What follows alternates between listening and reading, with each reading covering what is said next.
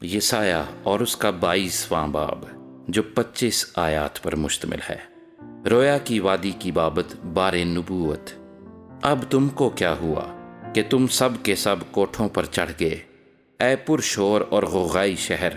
اے شادمان بستی، تیرے مقتول نہ تلوار سے قتل ہوئے اور نہ لڑائی میں مارے گئے، تیرے سب سردار اکٹھے بھاگ نکلے، ان کو تیر اندازوں نے اسیر کر لیا۔ جتنے تجھ میں پائے گئے سب کے سب، بلکہ وہ بھی جو دور سے بھاگ گئے تھے، اسیر کیے گئے ہیں۔ اسی لیے میں نے کہا میری طرف مت دیکھو، کیونکہ میں زار زار روؤں گا۔ میری تسلی کی فکر مت کرو، کیونکہ میری دختر قوم برباد ہو گئی۔ کیونکہ خداوند رب الافواج کی طرف سے رویا کی وادی میں یہ دکھ اور پامالی و بے قراری اور دیواروں کو گرانے اور پہاڑوں تک فریاد پہنچانے کا دن ہے۔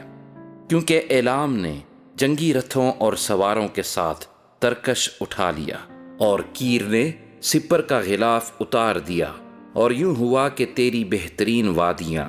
جنگی رتھوں سے معمور ہو گئیں، اور سواروں نے پھاٹک پر صف آرائی کی، اور یہودا کا نقاب اتارا گیا، اور تو اب دشت محل کے سلاح خانے پر نگاہ کرتا ہے۔ اور تم نے داؤد کے شہر کے رخنے دیکھے کہ بے شمار ہیں، اور تم نے نیچے کے حوض میں پانی جمع کیا،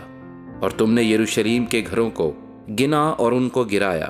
تاکہ شہر پناہ کو مضبوط کرو۔ اور تم نے پرانے حوض کے پانی کے لیے دونوں دیواروں کے درمیان ایک اور حوض بنایا، لیکن تم نے اس کے پانی پر نگاہ نہ کی، اور اس کی طرف جس نے قدیم سے اس کی تدبیر کی متوجہ نہ ہوئے۔ اور اس وقت خداوند رب الافواج نے رونے اور ماتم کرنے اور سر منڈانے اور ٹاٹ سے کمر باندھنے کا حکم دیا تھا، لیکن دیکھو، خوشی اور شادمانی، گائے بیل کو ذبح کرنا اور بھیڑ بکری کو حلال کرنا، اور گوشت خواری و مے نوشی کہ آؤ کھائیں اور پئیں، کیونکہ کل تو ہم مریں گے۔ اور رب الافواج نے میرے کان میں کہا کہ تمہاری اس بد کرداری کا کفارہ تمہارے مرنے تک بھی نہ ہو سکے گا۔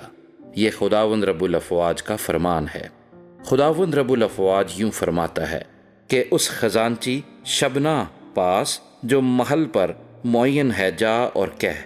تو یہاں کیا کرتا ہے، اور تیرا یہاں کون ہے کہ تو یہاں اپنے لیے قبر تراشتا ہے، بلندی پر اپنی گور تراشتا ہے، اور چٹان میں اپنے لیے گھر کھدواتا ہے۔ دیکھ اے زبردست، خداوند تجھ کو زور سے دور پھینک دے گا،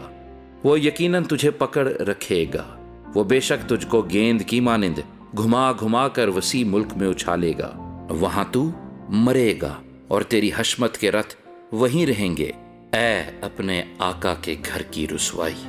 اور میں تجھے تیرے منصب سے برطرف کروں گا،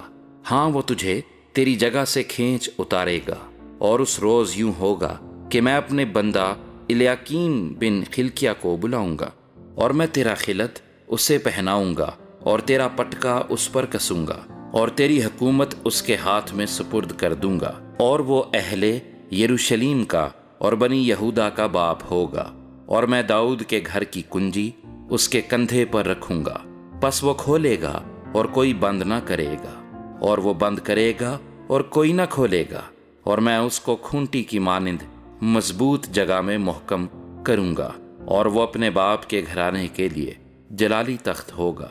اور اس کے باپ کے خاندان کی ساری حشمت، یعنی آل اولاد اور سب چھوٹے بڑے برتن پیالوں سے لے کر کرابوں تک، سب کو اسی سے منسوب کریں گے۔ رب الافواج فرماتا ہے، اس وقت وہ کھونٹی جو مضبوط جگہ میں لگائی گئی تھی ہلائی جائے گی، اور وہ کاٹی جائے گی اور گر جائے گی، اور اس پر کا بوجھ گر پڑے گا، کیونکہ خداوند نے یوں فرمایا ہے۔